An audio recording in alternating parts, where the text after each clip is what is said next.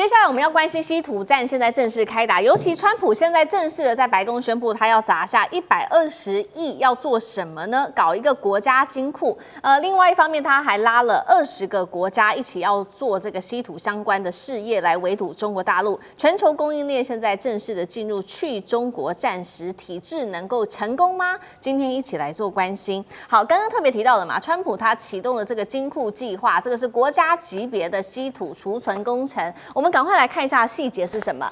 投入资金相当于大概120亿，也就是3700多亿新台币，主要是由美国的这个出口银行主导融资，然后还会有一些私人的资本，建立一座现在是说可以支撑60天左右的一个战略矿产的库存，不要再依赖中国大陆，靠自己可以至少支撑60天，但这样够不够呢？那储备的清单也当中特别提到了，包括了稀土之外，还有铜、锂、钴等等，主要就是为了这些汽车制造商、科技公司跟其他的制造商特别做一些储存的动作。那现在目前根据统计，有10多家的重量级企业已经表示会参与计划，当中比较知名的公司包括了通用汽车、波音，还有 Google 等等的高科技的公司。那么还有掌握高科技材料的康宁。我们来看到川普的动作，除了做这个金库计划之外，他现在也正式的宣布砸16亿美元。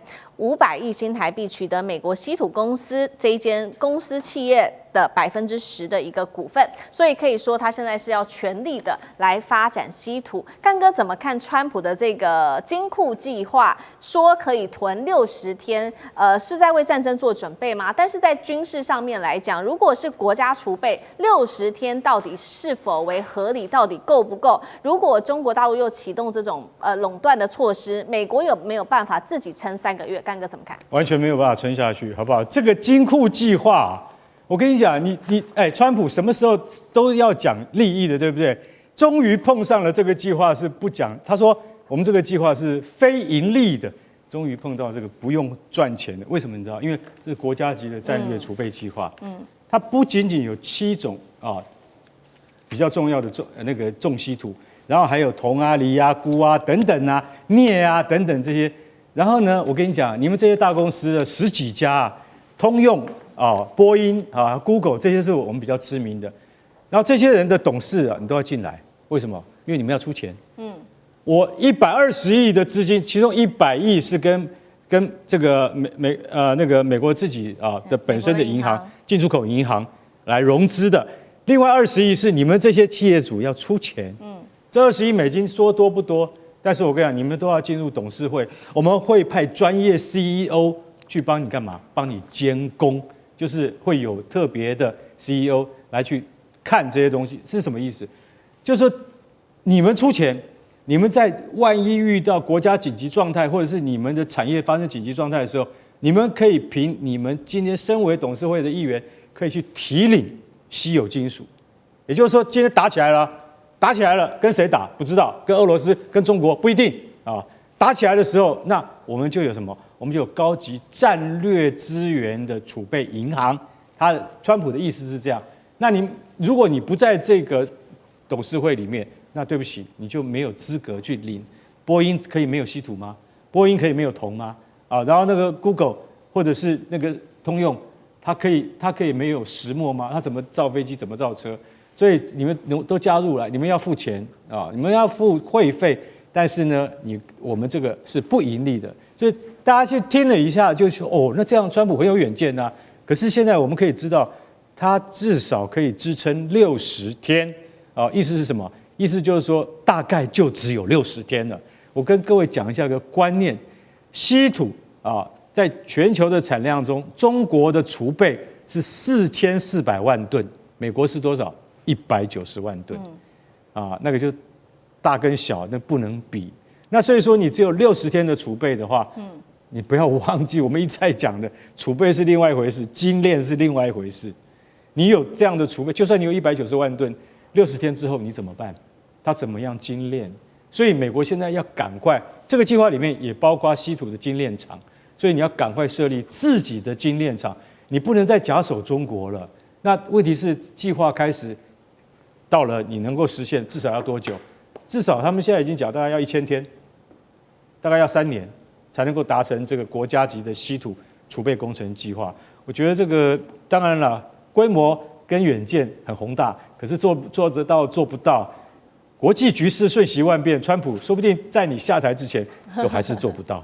好，美国希望能够建立自己自主的这个稀土的供应链。那其实美国的盟国日本也正式宣布，他们有一些在稀土上面的新进展。这是在1月12号日本政府亲自宣布的，在南辽岛，也就是在东京距离2000公里的日本最南端的这个地方，他说成功在水深6000公尺的深土呢，终于是采集到含有稀土，目前只是泥土的样本而已。那国务卿卢比欧在另外一方面，同样是为了要摆脱对中国的依赖，他召集了20国讨论成立关键矿产战略联盟，那成员涵盖了欧盟、英国、日本、澳洲、纽西兰等等的核心国家。非中稀土链能成功吗？上次哥怎么看？哎呀，最近其实我们看这个财经消息或国际消息，好多跟稀土有关的。我想首先我们可以确定是很多国家动起来，包括 G7 或 G20， 其实各方面以美国带头。那么日本、澳洲是在亚洲地区响应的。而且他们手上确实是有稀土的矿，澳洲很多有，那么日本也是他们有，是在海底。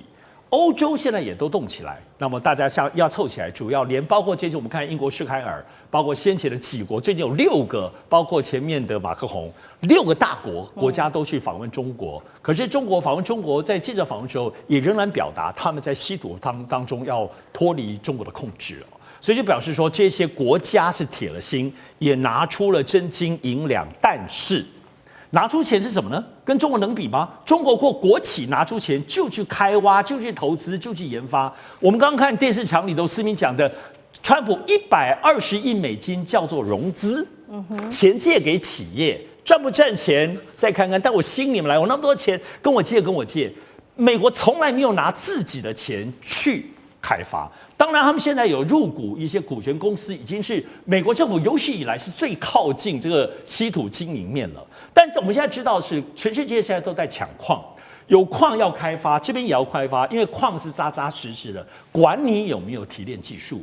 但众所皆知，到目前为止，我们没有听到任何一个之前的能够有好的提炼技术，因为都知道稀土不要说有那么多各类的技术，你要分离提炼，这中国大陆的提炼技术是无与伦比的。第二个，我说过，在所有稀土当中，它是高耗能或高化学，要不就是要大热能，要有电力，要有巨大的燃烧，要不就是化学污染非常严重，特别是要分离各类的稀土的时候，那个化学污染，中国就是因为付出了代价，但是又在这个污染当中找到控制污染的技术，所以不止提炼技术啊，还有控制污染技术。我们知道日本在2010年之后被中国大陆惩罚之后，就一直要突破稀土。可是日本怎么做？他在国内能做污染吗？不，他干嘛就跑去找菲律宾、找印尼，说我跟你们合作，我出钱，你们在这边污染吧。人家也不是笨蛋，所以这个东西没有那么容易。就是现在确实是有钱融资给你，吸引很多企业希望你们来，有矿大家都在抢，长久之争一定要有。但是呢，技术呢，你真的没有听到真正厉害。唯独我觉得大家注意的部分是康宁。最近在美国的这个部分的整合里头出现了康宁公司。康宁就是全世界我们手机那个康宁大猩猩玻璃，在爱迪生时代那个灯泡之所以能够出来，就是因为康宁做的玻璃。我个人认为，在整个盘点所有，包括不只是我投资机构里头，在目前来讲，有可能有提炼稀土技术的，可能就美国已经有几百年历史的这个康宁公司，但只是因为要污染要钱，康宁现在做手机屏幕已经赚的都快死掉了，他干嘛要去做花那么力气又污染的？但是现在被美国政府要求进去，如果有可能技术的破口，应该就是康宁。好，我们现在看到在要做稀土，这涉及到不管是精炼的技术，涉及到还有环境、环保议题跟高科技的技术等等。在这种长远来看，一边是中国大陆，一边是美日跟他的盟友来看这一场稀土战的后续，舰长怎么看？刚刚桑师兄已经说得很清楚了，制造稀土其实它真正难的是它的技术，它的 know how。